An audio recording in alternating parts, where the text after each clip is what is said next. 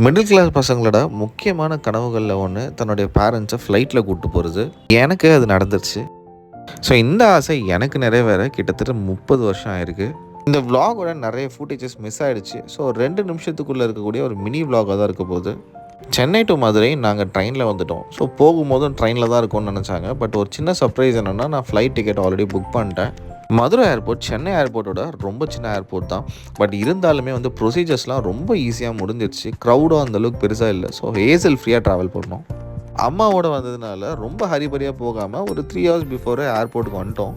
ஏர்போர்ட்குள்ளேயும் பார்த்தீங்கன்னா நிறைய கடைகள் கிடையாது. ரொம்ப லிமிட்டடாக தான் இருக்குது. அண்ட் ப்ரைஸும் ஆப்வியஸ்லி கொஞ்சம் அதிகமாக தான் இருக்குது. ஏர்போர்ட் சிட்டிலேருந்து எக்ஸாக்டாக ஒரு 10 கிலோமீட்டர் வெளியே லொக்கேட் ஆகிருக்கு. ஸோ ஏதாவது வாங்கிட்டு வரணும் அப்படின்னா நீங்கள் வெளியிலேருந்தே வாங்கிட்டு வர்றது பெட்டர். ஏன்னா உள்ளே நிறைய ஆப்ஷன்ஸ் கிடையாது.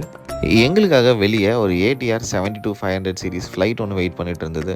ஸோ இந்த டைப் ஃப்ளைட்டில் நான் போகிறது தான் ஃபர்ஸ்ட் டைமு.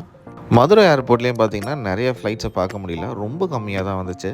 நான் முன்னாடியே சொன்ன மாதிரி நிறைய ஃபுட்டேஜஸ் கிடையாது. பட் அம்மா உள்ளே போனதும் ரொம்ப ஹாப்பி ஆகிட்டாங்க. அண்ட் நிறைய நர்வஸாகவும் இருந்தாங்க. ஏன்னா ஃப்ளைட்டில் போனதில்லை அப்படிங்கிறதுனால. ஸ்டார்டிங்கில் டேக் ஆஃப் ஆகும்போது கந்த சஷ்டி கவசம் அதெல்லாம் சொல்லிகிட்டு இருந்தாங்க. பட் ஒரு டைமுக்கு அப்புறம் அவங்க செட்டில் ஆகிட்டாங்க. வீடியோ பிடிச்சிருந்தா மறக்காமல் லைக் பண்ணுங்கள், ஷேர் பண்ணுங்கள். அண்ட் உங்களுக்கும் இந்த மாதிரி ஒரு ஆசை இருக்குன்னா மறக்காமல் கமெண்ட் பண்ணுங்கள். நெக்ஸ்ட் டைம் ஒரு மினி விலாக் இல்லாமல் ஒரு விலாகோடவே சந்திக்கிறேன்.